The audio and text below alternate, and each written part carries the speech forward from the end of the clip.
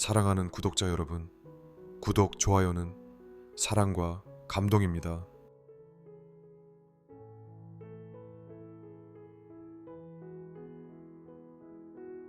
역사적인 사랑 이야기, 황혼의 연서 레오 톨스토이와 소피아의 눈물 속 사랑. 러시아 문호 레프 톨스토이, 전쟁과 평화와 안나 카레니나를 쓴 거장. 그의 이름은 위대한 작가로 불리지만 그의 삶은 결코 고요하지 않았다. 수많은 사상과 이상 속에서 흔들렸던 이 남자에게도 평생을 함께한 단 하나의 여인이 있었다. 그녀의 이름은 소피아 안드레예브나 톨스타야. 이 사랑은 마치 소설의 마지막 장처럼 아름답고도 아프게 남았다. 1862년 모스크바. 톨스토이가 44세 되던 해 젊은 귀족 가문 출신의 18세 소피아를 만나게 된다. 톨스토이는 이미 글을 쓰고 있었고 젊은 장교 시절의 방황과 유럽 유학, 금욕주의적 철학 등으로 마음속이 복잡한 남자였다. 소피아는 그보다 16살이나 어렸지만 날카롭고 예민한 지성을 지닌 여성이었다. 그리고 무엇보다 그를 사랑하게 되었다. 톨스토이는 소피아와의 결혼을 앞두고 그녀에게 자신의 일기를 모두 읽게 했다. 그 안엔 창녀와의 관계, 방탕한 생활, 도박, 심지어 어린 한여를 임신시킨 고백까지 있었다. 그럼에도 불구하고 소피아는 말했다. 나는 당신이 만든 과거가 아닌 우리가 만들 미래를 선택할 거예요. 그 말 한마디에 톨스토이는 무너졌다. 그리고 그들의 결혼은 그렇게 시작되었다. 결혼 초 그들은 진실로 사랑했고 열정적이었다. 톨스토이는 소설을 쓰며 밤을 새웠고 소피아는 그 곁에서 원고를 베껴 쓰고 교정했다. 전쟁과 평화가 출판되기까지 그녀는 6번 이상 완전 필사를 했다고 한다. 그들의 집은 늘 아이 울음과 글 쓰는 소리, 그리고 사랑과 다툼으로 가득 찼다. 13명의 아이를 낳고 그중 5명을 잃고 소피아는 가정을 지켰다. 톨스토이는 점점 도덕과 이상을 추구하는 철학자로 변모해갔고 소피아는 점점 남편과 가정을 지키는 현실주의자가 되어갔다. 두 사람은 서로를 사랑했지만 같은 방향을 보지 않았다. 톨스토이는 재산을 포기하고 무소유의 삶을 주장했지만 소피아는 아이들의 미래를 위해 재산을 지키려 했다. 톨스토이는 자신을 도덕적으로 구원하고자 했고 소피아는 남편을 인간적으로 사랑하고자 했다. 노년에 들어서 톨스토이는 더욱 고독해졌고 소피아와의 갈등은 깊어졌다. 그녀는 종종 그의 철학을 가족을 잊은 도망이라고 비난했고 그는 그녀의 현실감을 욕심이라고 치부했다. 1910년 가을 82세의 톨스토이는 모든 것을 뒤로 한 채 가출하듯 집을 나섰다. 그는 말없이 밤기차를 타고 남쪽으로 향했고 며칠 뒤 러시아의 작은 기차역 아스타포보에서 폐렴으로 쓰러졌다. 그의 병상에 도착했을 때 소피아는 문 밖에서 울고 있었다. 의사들은 그녀에게 안정이 필요하다며 병실 출입을 막았고 그녀는 문 너머에서 마지막 말조차 듣지 못했다. 그는 세상을 떠났고 그녀는 남겨졌다. 그가 떠난 그날부터 그녀는 하루도 빠짐없이 그와의 편지를 읽으며 눈물을 흘렸다. 그리고 사람들에게 이렇게 말했다. 나는 평생 그를 이해하려 했고, 그는 평생 세상을 이해하려 했죠. 우리는 같은 세상을 살았지만 서로 다른 꿈을 꾸었어요. 그래도 그를 사랑하지 않은 적은 단 한순간도 없었어요. 사랑은 꼭 행복해야만 사랑이 아니다. 때로는 오해와 거리감, 다툼과 침묵 속에서도 서로를 놓지 않으려는 애씀, 그 자체가 사랑이다. 톨스토이와 소피아는 끝내 하나가 되지 못했지만 그들의 사랑은 삶 전체를 함께한 진짜 인연이었다.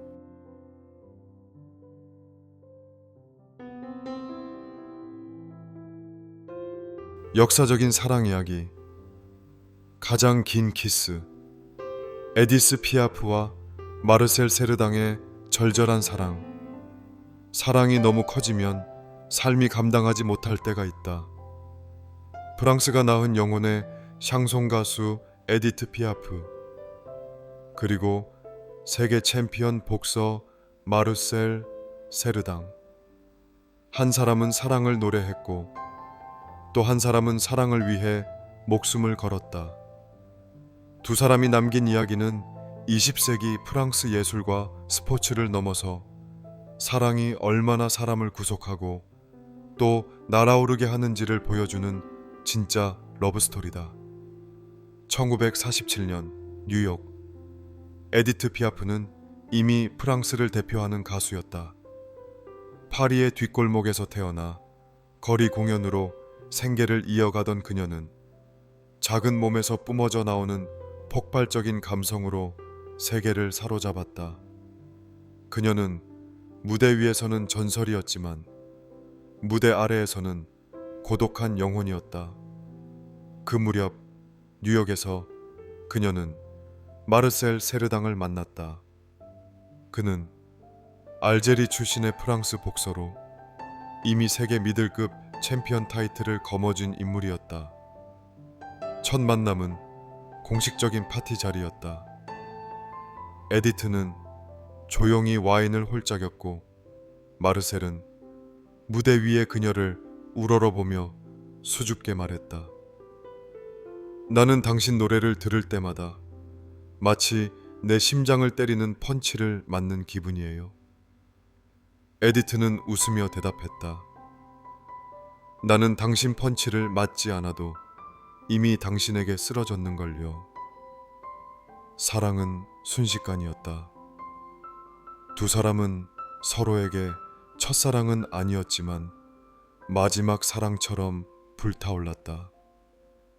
에디트는 그를 위해 새벽 공연을 마치고도 호텔로 달려갔고 마르셀은 고된 훈련 후에도 에디트의 공연장에 조용히 찾아와 맨 뒤에서 박수를 보냈다. 하지만 이 사랑은 단순하지 않았다. 마르셀은 이미 가정이 있는 남자였다. 아내와 세 자녀를 두고 있었기에 세간의 비난은 피할 수 없었다. 그러나 에디트는 말했다. 나는 누구의 남편을 훔치려는 것이 아니라 내 심장을 찾은 것뿐이에요. 그의 아내는 묵묵히 침묵했다. 마르셀은 죄책감을 안고도 에디트를 떠날 수 없었다. 그는 이렇게 썼다. 나는 두 개의 세계에 살고 있어. 하나는 책임, 하나는 진심. 하지만 진심 쪽에서는 단 하루도 숨을 쉴 수 없게 만든다. 1949년 가을, 에디트는 미국 공연 중이었다. 그녀는 전화기를 붙들고 마르셀에게 말했다. 너무 힘들어. 제발 지금 와줘. 당신 없이는 노래도 숨도 안 돼. 마르셀은 훈련 중이었지만 곧장 비행기 티켓을 끊었다. 뉴욕으로 향하는 그 비행기는 에어 프랑스 009편. 하지만 그 비행기는 아조레스 제도 근처에서 추락했고 탑승자 전원이 사망했다. 에디트는 공항에서 그 소식을 들었고 그대로 주저앉았다.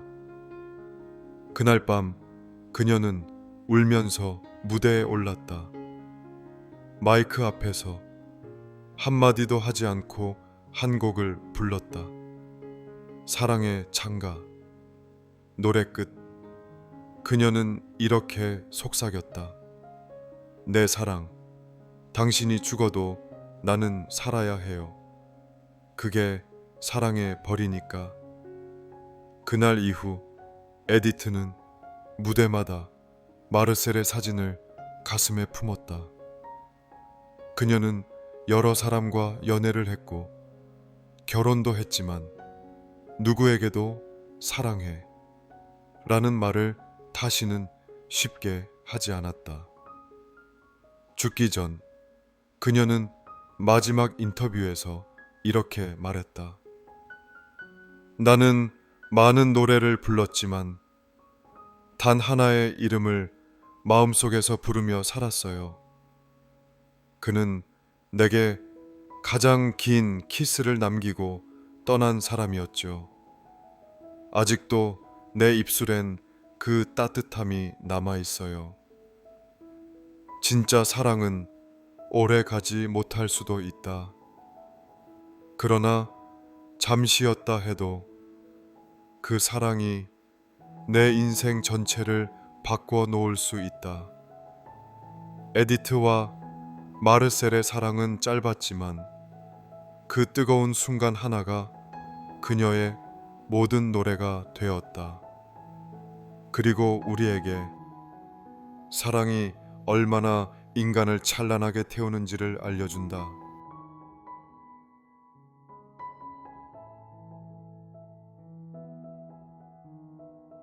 역사적인 사랑 이야기.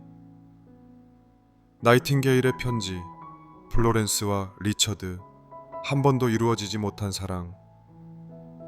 사랑은 반드시 결혼으로 이어져야 하는 걸까?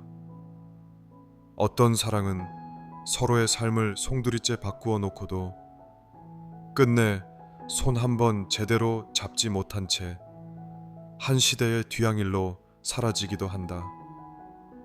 그리고 어떤 사랑은 평생 단 하나의 이름을 가슴에 품은 채 살아간다. 오늘의 주인공은 백의의 천사로 알려진 플로렌스 나이팅게일. 그녀의 이름은 간호학의 상징이 되었지만 정작 그녀의 마음속엔 단 한 사람을 향한 사랑이 있었다. 그러나 그녀는 그 사랑을 받아들이지 않았다. 오직 사명 때문에. 플로렌스가 리처드 몽크턴 밀너를 만난 것은 1840년대 초.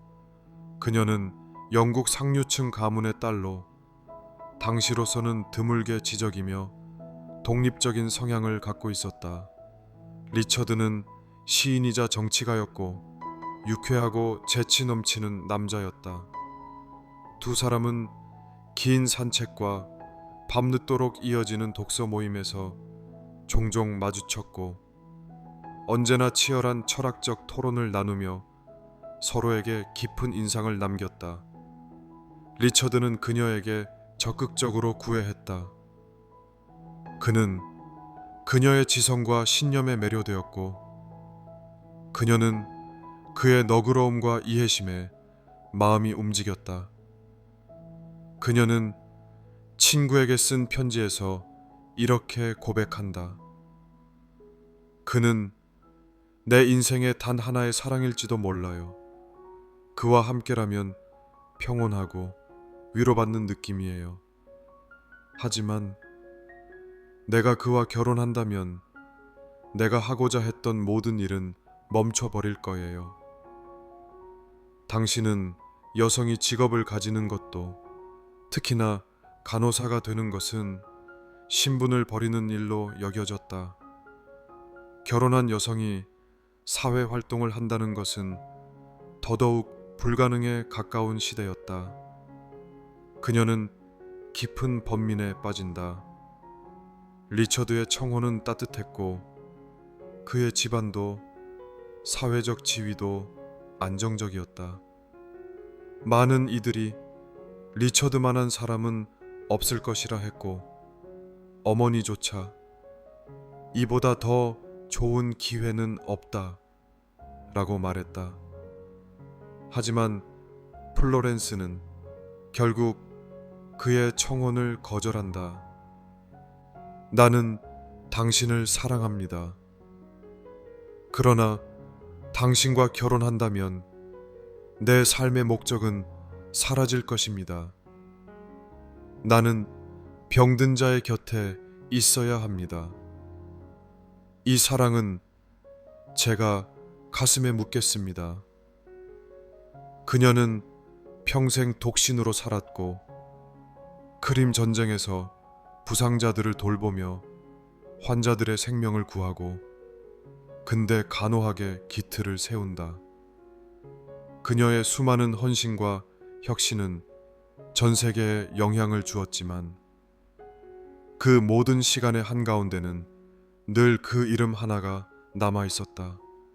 세월이 지나 리처드는 다른 사람과 결혼했고 정치계에서 명성을 쌓아갔다. 그는 종종 그녀에게 편지를 썼지만 플로렌스는 대부분 답장을 하지 않았다. 그녀는 나중에 친구에게 말했다. 내가 그에게 답장을 쓰면 나는 또다시 흔들릴 거예요. 그러면 나는 나 자신을 잃게 되겠지요.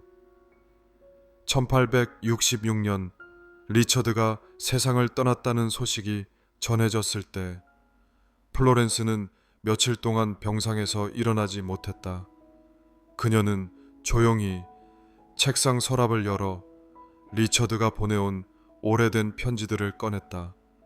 그리고 마지막 한 줄을 또박또박 적는다. 당신은 내가 가질 수 없었던 가장 완전한 안식이었어요.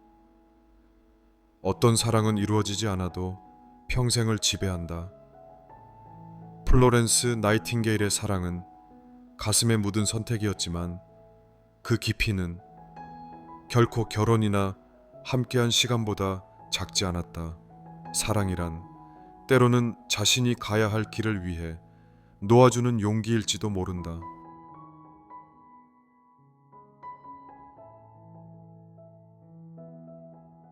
역사적인 사랑 이야기. 세상의 끝까지 간 사랑. 로버트 스콧과 캐슬린의 마지막 편지. 사랑은 꽃길만 걷지 않는다. 어떤 사랑은 차가운 바람 속에서 눈보라를 견디며 끝내 말하지 못한 채 얼어붙기도 한다. 그리고 어떤 사랑은 죽음 앞에서야 가장 뜨겁게 피어난다.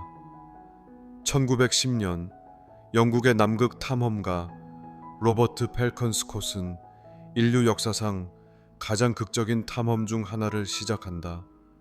목적지는 지구 최남단 남극점. 그리고 그가 떠날 때 런던의 집에서 눈물로 그를 배웅한 한 여인이 있었다. 캐슬린 브루스. 예술가이자 자유로운 영혼을 지닌 그녀는 스콧의 아내였다. 그들의 사랑은 그 시대엔 드물게 평등하고 존중으로 가득한 관계였다. 스콧은 남극으로 떠나기 전 이렇게 말했다. 내가 남극에서 살아 돌아오지 못하더라도 당신의 사랑은 나를 끝까지 따를 것이요.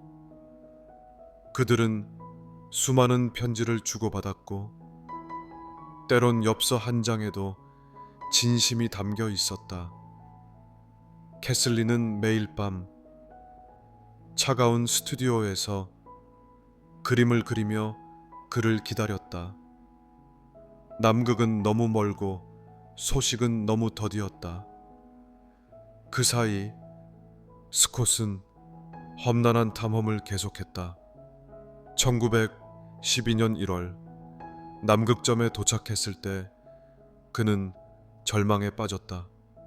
노르웨이의 아문센이 이미 한 달 먼저 도착해 있었기 때문이다. 실망한 마음을 뒤로 하고 돌아가는 길, 혹독한 기후와 식량 부족, 체력 고갈로 대원들은 하나씩 쓰러졌다. 그해 3월, 스콧은 조난 중 눈보라 속에서 작은 텐트 안에 고립된다. 그리고 거기서 그는 캐슬린에게 마지막 편지를 쓴다. 나의 사랑, 내 생애 가장 좋은 시간은 당신과 함께였소. 내가 곧 당신 곁에 갈 수 없다는 사실이 가슴을 찢는구려. 하지만 내 마음은 마지막 숨을 쉬는 순간까지 당신을 떠난 적이 없소. 그는 편지를 자신의 가슴에 품은 채 영하 수십 도의 남극 한복판에서 숨을 거둔다. 8개월 뒤 구조대가 그의 시신을 발견했을 때 그 편지는 눈에 젖지 않도록 철저히 감싸져 있었고 봉투 위엔 단 한 줄이 적혀 있었다. 내 가장 소중한 캐슬린에게. 끝까지 캐슬린은 그 소식을 듣고 며칠간 말없이 앉아 있었다고 한다. 그녀는 그림을 멈췄고 한동안 외출조차 하지 않았다. 그러나 슬픔에만 머물지 않았다. 그녀는 남편의 유품을 직접 정리하며 그의 편지와 일기를 엮어 출간했다. 그의 마지막이 세상의 가장 외로운 땅이라 할지라도 나는 그가 가장 따뜻한 사랑을 품고 떠났다고 믿어요. 그녀는 남편의 무덤을 결코 볼 수 없었다. 그 묘는 지금도 남극 한가운데 얼어붙은 평야에 묻혀 있다. 하지만 캐슬린은 늘 말했다. 그의 무덤은 얼음 속이 아니라 내 마음 속에 있어요. 진짜 사랑은 곁에 있는 시간이 아니라 그 사람을 향한 마음의 온도로 남는다.